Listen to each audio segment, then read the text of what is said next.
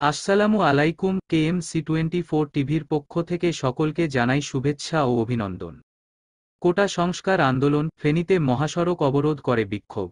ঢাকা চট্টগ্রাম মহাসড়কের ফেনীর রামপুর এলাকায় বৈষম্য বিরোধী কোটা সংস্কার আন্দোলনকারী শিক্ষার্থীদের ব্যানারে অবরোধ করে বিক্ষোভ করেছে তারা।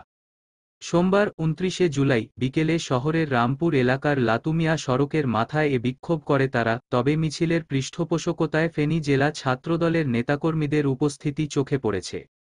এ সময় মহাসড়কের উভয় লেনে সকল প্রকার যান চলাচল সম্পূর্ণ বন্ধ হয়ে যায়। 10-15 মিনিটের এ বিক্ষোভের পর শিক্ষার্থীরা আইনশৃঙ্খলা রক্ষাকারী বাহিনীর সদস্যদের দেখে সটকে পড়ে।